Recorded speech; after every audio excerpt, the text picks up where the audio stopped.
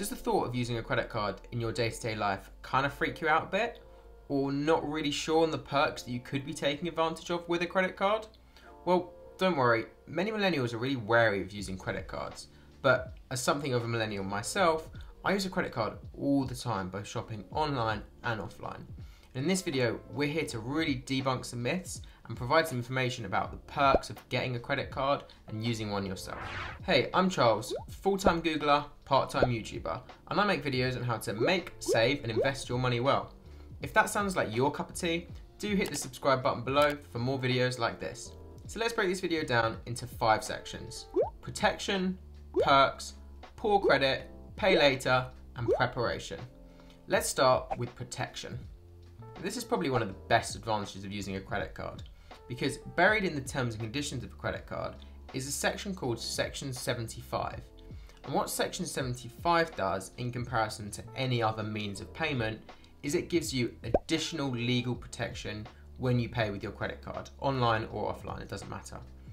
And what that legal protection does is it says that as long as you put at least £100 on your credit card, the credit card company and the supplier or the retailer that you bought it from are both jointly liable if something goes wrong with that transaction. So let's take an example. Let's imagine you bought a new car, right? And the new car was £20,000. Now, as long as you put at least £100 on the credit card for that £20,000 purchase, so let's say you put £100 of the £20,000 on a credit card and the rest you just paid in cash, well, the credit card company is jointly liable with that retailer that you bought the car from for the entire £20,000 purchase, even if you only put £100 on a credit card. So as long as you put at least £100, can be 200, could be 300, as long as it's at least £100 on the credit card, you've got that additional legal Section 75 protection. So that is a really, really key benefit. So I've used Section 75 before. And in the situation that I used it in, I bought a phone, I think for a friend from a retailer who was being really unresponsive, and basically the phone just did not work properly at all. And so for me, like, I was kind of stuck. I was like thinking, well, if the retailer's not gonna respond, like, what am I gonna do? Luckily, I paid on credit card, so what I could do is set up a Section 75 claim. And basically, I spoke to the credit card company. I was saying, you know, they're not being responsive, the phone isn't working, it's not compatible with the network, etc., etc. And they said, okay, no worries. And I basically filled out a whole form, which basically said, you know, here's some information, what's the issue, when did they last respond, what did they say. Basically filled out that form. The credit card company, you know, as they were legally jointly responsible, paid me out that money. And once they paid me the money, you know, I just sent the phone back to the retailer, and I think the credit card company even covered the cost to me to send it back to that retailer where I got it from. So yeah, I sent it back, credit card company sorted me the refund, happy days. So you can obviously use it for a car, but if you're booking flights, if you're ordering clothes, if you're ordering a new piece of tech, like I'm constantly always doing, you can use your credit card for all those different purchases. And even if it's less than £100, you're not going to get the legal protection. You're going to get maybe some other benefits that we're going to talk about in a bit. Second is perks.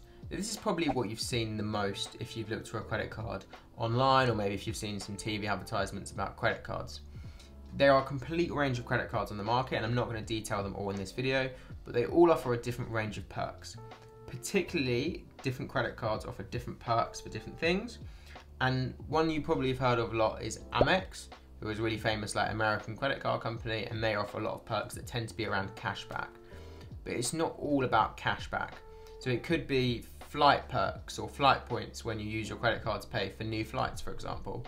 Although not many of us are doing that right now. It could be that you get cash back, it could be that you get loyalty points, it could be that you get a perk where if you use your credit card and you're spending abroad, then there's no kind of cash withdrawal fee, or there's no additional fees if you're spending abroad. Definitely check with all the different credit card companies, but there's some really, really key perks about using a credit card, such as the cash back, such as the points, such as the no foreign exchange fee that you can get with a credit card that are really, really worth doing and can actually add up a lot in the long term. And even if you're using it for your everyday spending, it can actually be really quite useful there too, because you can just build up the points slowly over time, even if you're not hitting the £100 limit for the legal protection, you're still getting the points, perks and cash back that you're going to get from those cards. Put it all on my credit card, my good man. So definitely do some research into finding the best card, which has got the best cash back or the best points, depending upon where you shop and your kind of likelihood to buy certain things. Don't necessarily choose a credit card because it's going to get you points for something that you don't necessarily use or a place you don't go. You can definitely use it for your everyday spending, and the key thing here is these perks are really awesome, but just make sure that at the end of the month or whenever you pay your credit card, you just pay it off in full each time. Otherwise, the interest on the credit card is going to be far worse than the perks you get for using that credit card, wherever that perk is. Third, pay later. Now, the key difference between a debit card and a credit card is with a debit card, you go into Sainsbury's, you pay for your shopping on a debit card, the money comes out of your account straight away. With a credit card, it doesn't come out straight away. What happens is you're effectively building up credit on your credit card connected to whatever credit limit you have when you signed up with that credit card company. So that Sainsbury's shop that you just did, put on your credit card, get all the points, etc. that you could have got from the perks, and you put that on your credit card and it builds up the credit. Now what happens is most people tend to have a direct debit set up between their credit card and their bank account.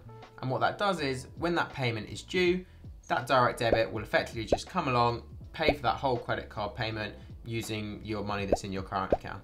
Happy days. And you know, the other way you can do it is if you want to spread that payment over say 12 or 24 months, particularly if it's a large payment.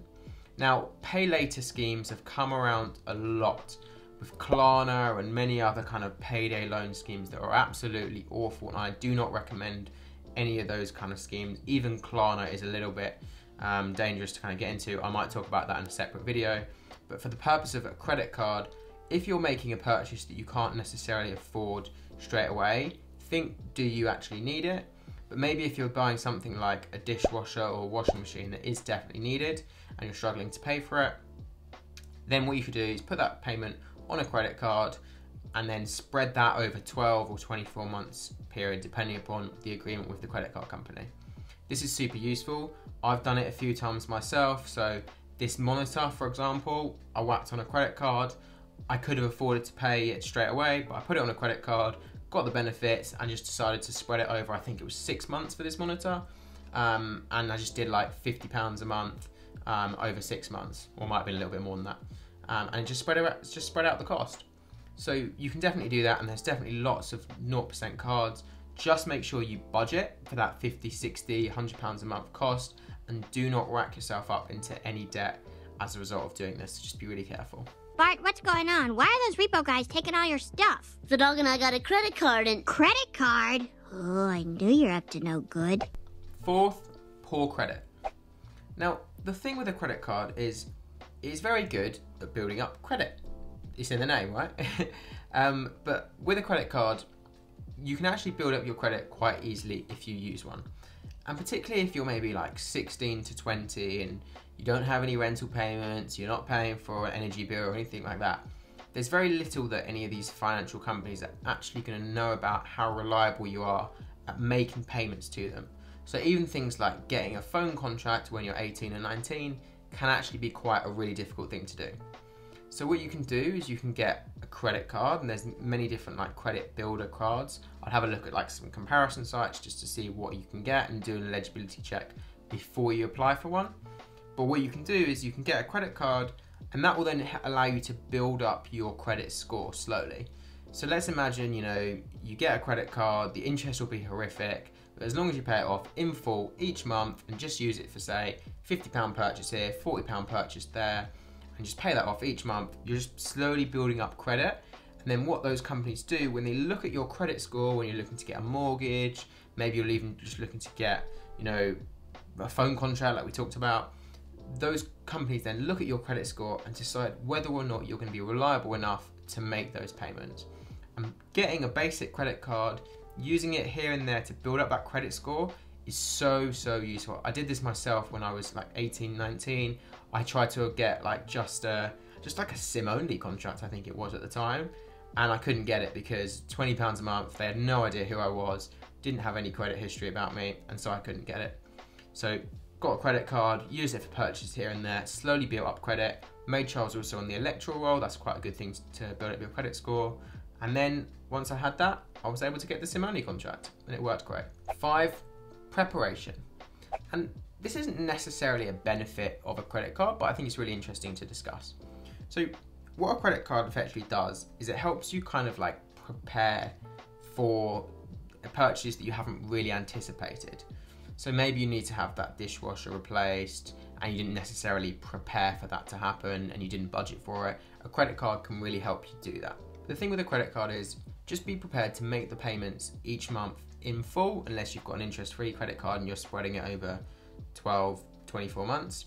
And just be prepared for any interest charges if you do not do that. It's not a major thing to worry about as long as you pay it off in full. But if you're thinking, I'm going to use a credit card to buy myself a new monitor or a new TV, or I'm not really sure if I'm going to be able to afford those £50 a month payments, maybe you kind of need to reconsider whether or not you can actually need a new monitor, whether you actually need a new TV. So just be prepared for the interest payments, particularly on the kind of basic credit score building credit cards. The interest can be quite high. But as long as you pay it off in full every single month, you're not going to have to worry about that. And just be prepared before you apply for a credit card as well. Like, do an eligibility check just to make sure that you're going to be able to get that credit card or the other credit card if you want 0% for a few months, or you're wanting one with cashback perks and things like that. Just do a little eligibility check. That will help you be prepared, so you know before you go in which credit card you're actually going to be eligible for, and you'll know, okay, cool, I've got an 80% likelihood of getting this credit card, 20% likelihood, and so you can be prepared to make sure you know which credit card you're going to apply for. If you have too many credit cards, and maybe they've got a lot of debt, that can also impact your credit score, so just don't have more than 2 or 3.